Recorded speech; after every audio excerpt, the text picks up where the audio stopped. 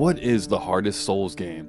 It's kind of a loaded question, but whatever, I'm going to discuss it anyways. This is my list and I stand by it. I'm going to get into it quick here. So the easiest Souls game, I gotta say, and there's a small asterisk here, but it's Demon Souls. Only reason being I've never played the original on PS3, but with everything I've read, the only change I've seen is omnidirectional rolling and the frame, so it's a one-on-one comparison, I believe. The hardest thing I found about Demon Souls is navigating through it. Actually figuring out how to get to the boss efficiently enough where I'm not wasting so much grass, but I mean still, even with that, there's an abundance of healing items that make any mistake redactable. Plus all the spice you can get and you'll never have to worry about spells again. Stay in one spot and cast away.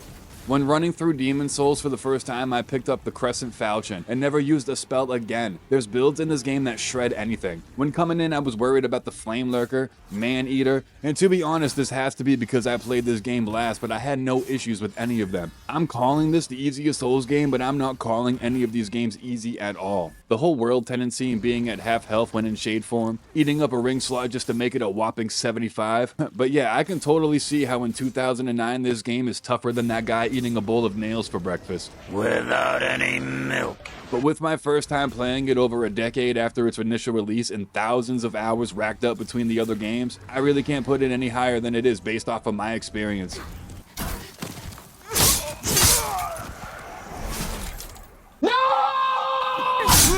Most of this game is learning a gimmick. It's a puzzle almost, and with how much Zelda I've played throughout the years, I'm not gonna lie, I'm pretty good at puzzles at this point. So yeah, I am putting Demon Souls last on the list. I'm not saying that this is a super easy game, but for sure, to me, it's the easiest game in the series.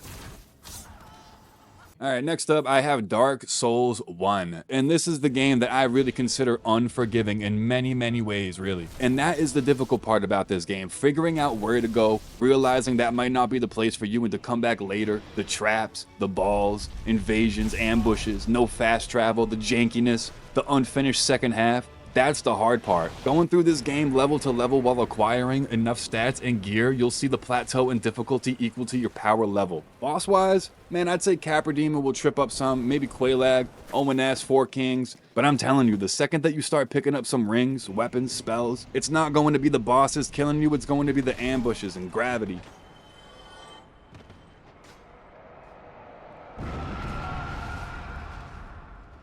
Choosing Sorcerer in Dark Souls 1 was, is, and always will be the easiest way to go about this game. There's no FP or MP, you just have a certain amount of uses. So now when you stack up a bunch of soul arrows, you can have like 60 to shoot off, clearing the entire level without stepping within 10 feet of anything. Plus Pyromancy isn't linked to any stat, so you can actually set ablaze this entire game while still holding it down for the strength boys. Every boss can be cheesed, and Dark Magic was such a powerhouse, one Dark Bead could send a boss to the cleaners. The Platinum can be a pain for this game, only 2 endings, but there's countless spells, miracles, pyromancies, and farming that you need to do to get the necessary items, plus cutting the tails off of so many bosses, which can easily be missed like Crossbreed Priscilla. But as far as the actions needed to do said things, it isn't as hard as the time it takes or the knowledge to do said things. Touching on the jankiness of DS1, you really see the difficulty spike jumping from Dark Souls 3 or Bloodborne back to the first. Then, you will notice how slow it is to heal, how incredibly long the heavy attack animations are. It's a whole different level of concentration when it's not bam bam react. It's a lot more methodical, which when you take it at face value, should be easier. You have more time to think. While your mistakes might be punished more, if you can deal with the pressure, those extra moments should be beneficial. Years later, the hardest parts of this game, I believe, are in the DLC, Manus, Calamite, with the traps and enemy placement in the base game being more of a nuisance than anything. And you know what though, I'm kinda glad that Demon Souls and Dark Souls are in these 2 spots. It makes you see how much this series really has evolved. Alright, this is a weird one. It's divided for sure, and I'm just gonna split it both ways for you, and maybe we can settle it in the comments or something, but I'm placing Elden Ring here. Alright, now hear me out. This is why it's a tough one to place. It's because this game is hard as nails, only when I play it exactly how I play every other Souls game. 1v1, melee, strength, usually as hard as nails. Every boss has insane speed, the quickest startup animations, close to no cooldown, spells on spells on spells, buttload of HP, and the type of damage only Francis Ngannou produces. Try to get a matchup with Ngannou. But at any given point, no matter when, as long as I feel like it, I can press one button, summon a Mimic Tear, and solve all my problems. So in Elden Ring, the main question is how difficult do you want it? Deep down, when I think about that sentence, Elden Ring is the hardest when I play it exactly how I play all the other games, It's hard, but hands down, this game has the vastest array of everything needed to take down bosses. You have incredible spells at hand for intelligence builds, incantations that heal and buff you and your party, and the blasphemous blade for the preachers out there, bleed for anybody looking to take a vacation. I mean, the list goes on. Ashes of War, man. I mean, you could have your 80 intelligence, Comet Azor everyone, and still pop Golden Vow on your weapon just to get Larry the Crab buff. And if that's not enough, just slap a summon on top of it and call it a night. I see why they did what they did though. I mean, new game, open world, George R.R. Martin, it needs to be playable to the masses while also still holding their Dark Souls steam, you know? Because for real, comparing Elden Ring bosses to the rest of the list, just the bosses, not me and what I'm doing, just moves and capabilities, Elden Ring bosses are nuts from start to finish. Margit, Morgott, Godfrey, Godskin Duo, Malekith, Melania, Elden Beast. Hands down harder than a lot of the bosses I've faced in any other game, but when comparing items and what the items do to the bosses in the battles, you see why I can't say Elden Ring is the hardest in the series. When I can throw a pot of glowing purple mist and actually put a boss to sleep and wail away on it, how do most people not do that? At what point do you stop handicapping yourself? Because that's almost what it feels like when I spend hours beating a boss and somebody on the internet says that that was the easiest boss ever, just spam blood arts. Even the platinum I think is significantly easier.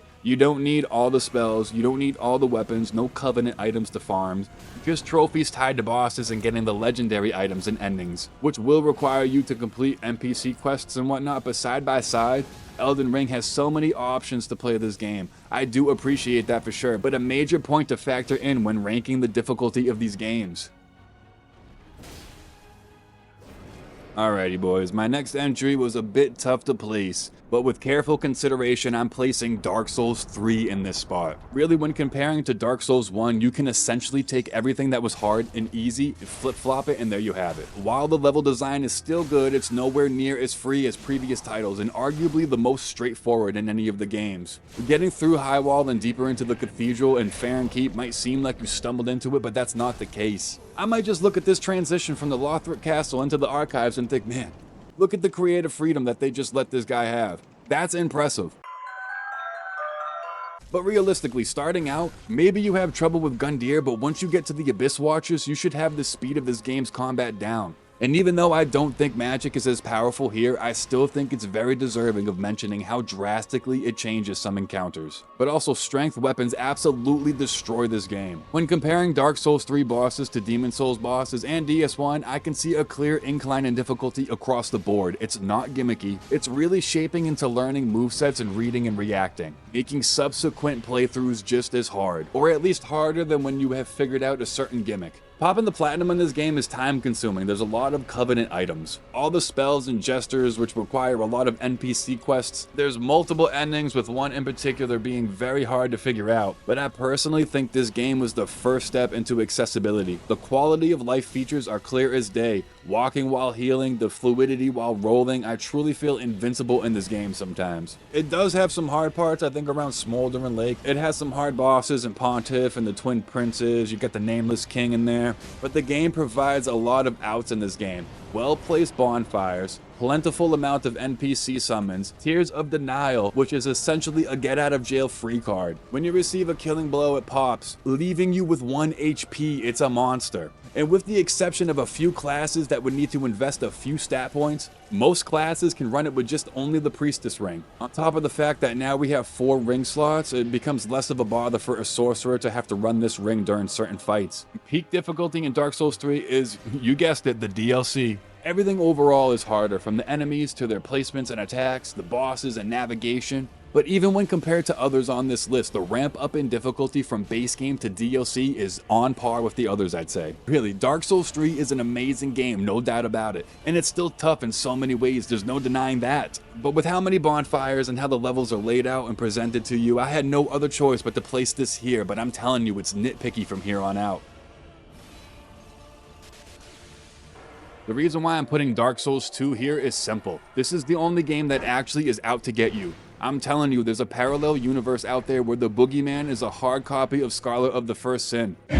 Something about the sheer number of enemies caked on top of each other that just screams artificial difficulty. But difficulty, artificially or not, is still difficulty. Yeah, I know, there's life gems up the ass, but honestly, without the life gems, I'd use most of my SS just getting to the bosses. This game is relentless. I think this game tries so hard to be the Soulsiest game, but ends up not understanding what it is to be a Souls game. Its runbacks are a nightmare. There's a guy behind every corner, it's like a match of Call of Duty. It's impossible to run by some of these parts. Every enemy is meticulously placed to keep the player from running, forcing them to clear the entire area for a boss, hence the healing stones. A lot of the bosses can be easy, but there's quite a few harder moments. We all know Frigid Outskirts, Blue Smelter Demon boss run. If you don't know, it's good. That's good. Keep it that way. I would say the Platinum Trophy is just a bit harder than the others, forcing you into New Game Plus 2 for certain spells. The NPC quests, like always, very vague and missable. And outside of the trophy hunting, the fact that iframes are locked behind a stat is wild. You know, it wouldn't be crazy if Dark Souls 1 did that, or 3, or any other game, but they don't, and there's a reason. There's a stat to roll. There's a stat to make that a normal roll. Another stat to wear armor, and one for your HP, and none of that affects your damage or spell abilities. So I'm wasting all of these stat points to do some basic stuff, and by the time I get to the end game, my level may seem high, but I'm not getting the real output it feels like I should get,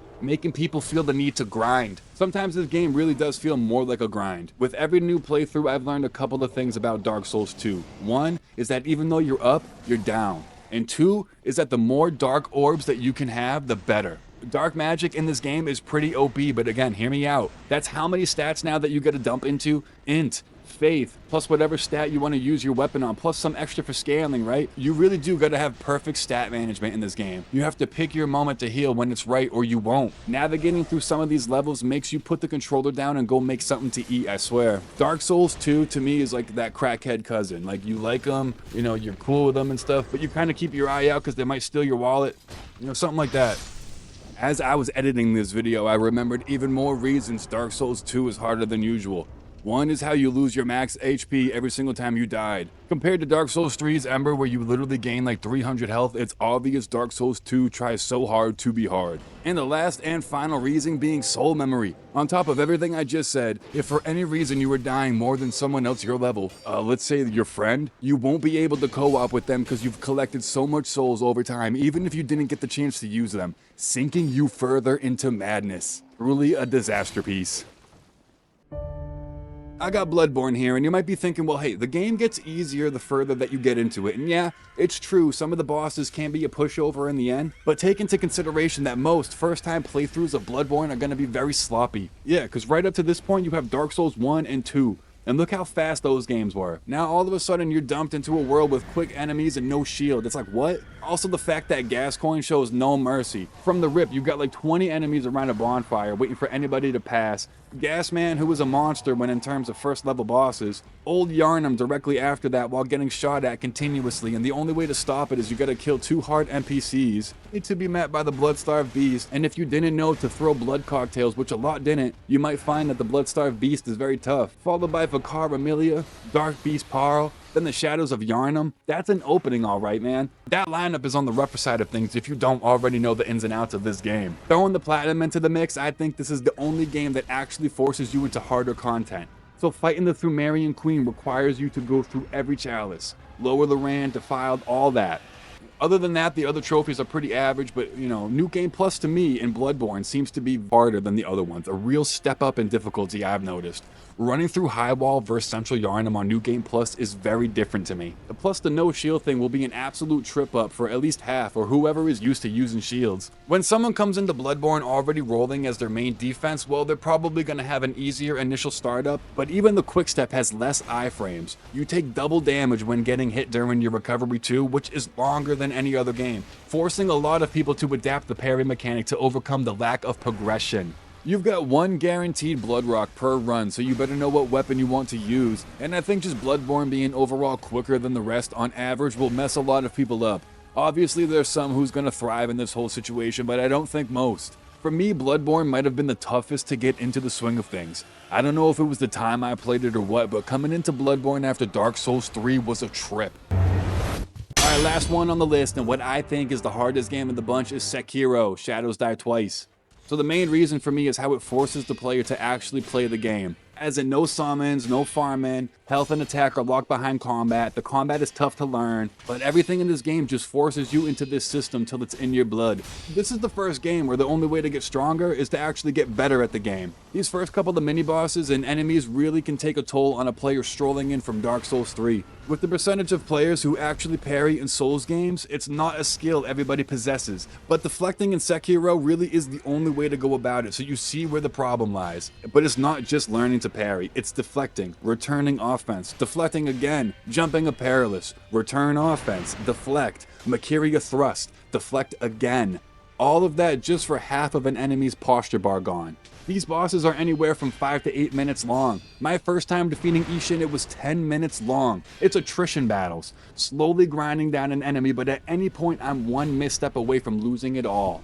Some of these later bosses do so much damage that when I mistake a thrust and jump it, if I don't perfect parry his next attack, I'm good as done. That's a lot of pressure when I do this 7 minutes into a fight, but for real, man. You got mini bosses that require different strategies. You got major bosses that if you're stuck, need certain tools and items to make them more manageable, meaning you as the player need to be a bag of tricks to overcome this game. You can't be a one-trick pony and bleed your way down the list. There's a little bit more to it, and at the end of the day, there's no summoning. It's obvious it'll make it a bit harder for select players. The platinum in this game is long, for the reason you need to farm up so many skill points it's sickening. With 4 endings and a required New Game Plus visit for the All Bosses trophies, and it's just time consuming more than anything. I really wanted to say this on every entry, but I'm going to save it for last. All of these games become easier and easier throughout the years. It's just what happens. It really is all relative at the end of the day, but let me know if you agree with this list, let me know if you disagree, and let me know why. Thank you for watching, and if you made it this far and you enjoy what you see, please consider subscribing.